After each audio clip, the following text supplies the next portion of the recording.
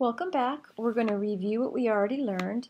Incidents of teen bad behavior have increased in the kingdom, and King Crimson wants to know why.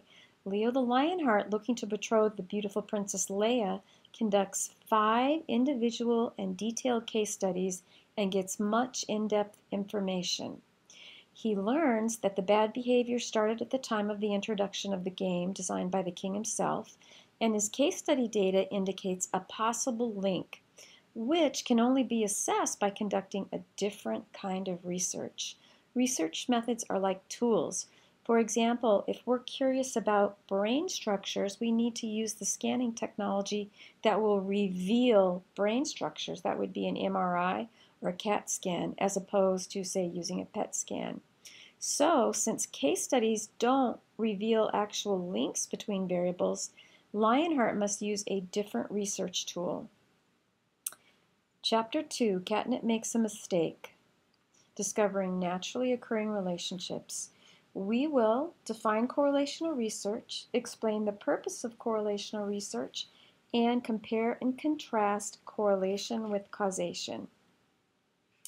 Lionheart went to the wacky kitty wizard Catnip in his own kingdom of cats, who advised him, "Meow, you better be careful.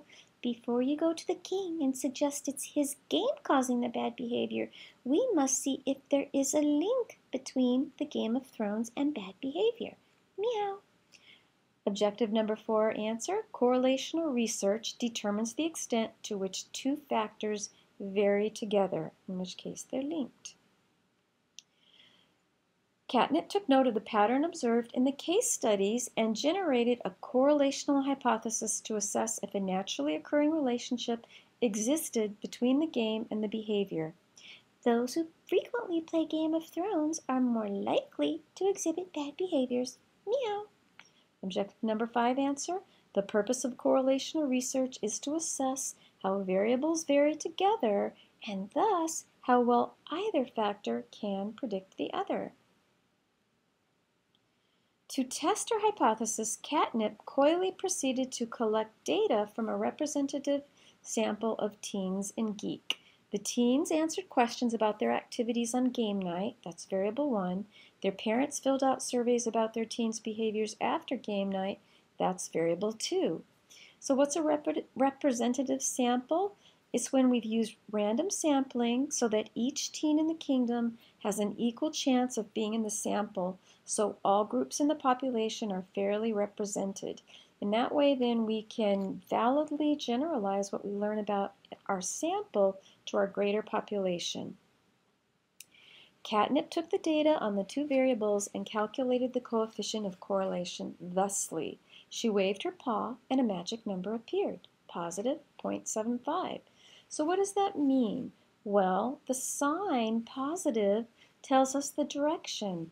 So a positive correlation means that as one variable increases, its linked variable increases as well, and they both would decrease together as well. If it were negative, it would mean as the value of one increased, let's say the weather gets hotter, that the value of another, for example, sale of hot coffee beverages would decrease.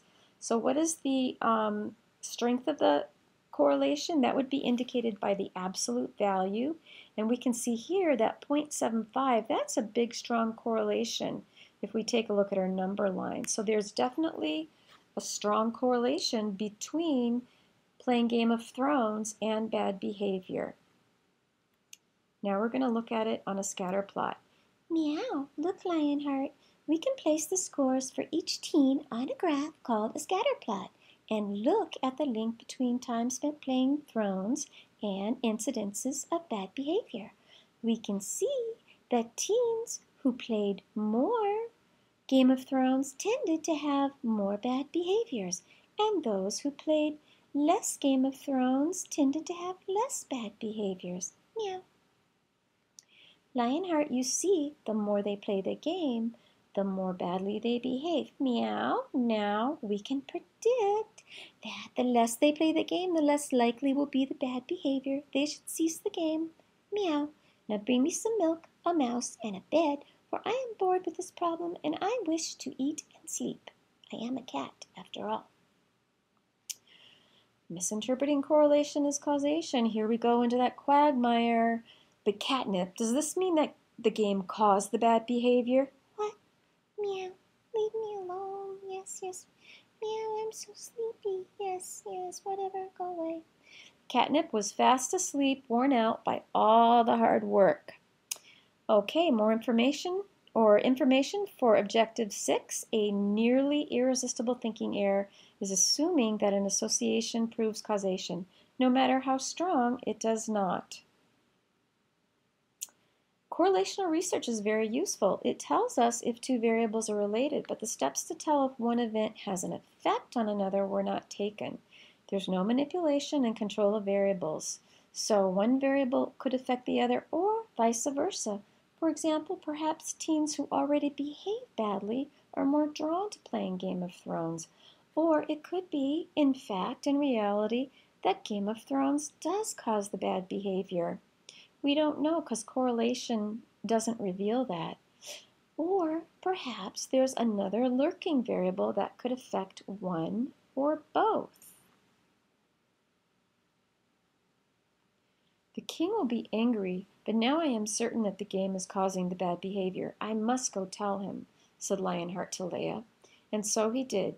The king was sad and disappointed, but with a sinking heart, he made the decision to withdraw his beloved Game of Thrones from game night. King Crimson felt as useless as a silly frog. Misled by sleepy, selfish Catnip, Lionheart made a common error, thinking that because two variables are linked, one causes the other. Although we can make predictions based on correlational data, we can't assume cause and effect. This mistake may cost Goodnight Lionheart his life. More information for Objective 6. Correlation reveals how two factors vary together, so one variable can predict the other. Causation is revealed by the experimental method only and reveals if the manipulation of one variable causes a change in the other. Ignorance is bliss, for a while anyway. So for a short time, Lionheart was blissful. He believed he had solved the mystery and would marry the beautiful Princess Leia after she graduated from Crimson's Academy of Royal Professions.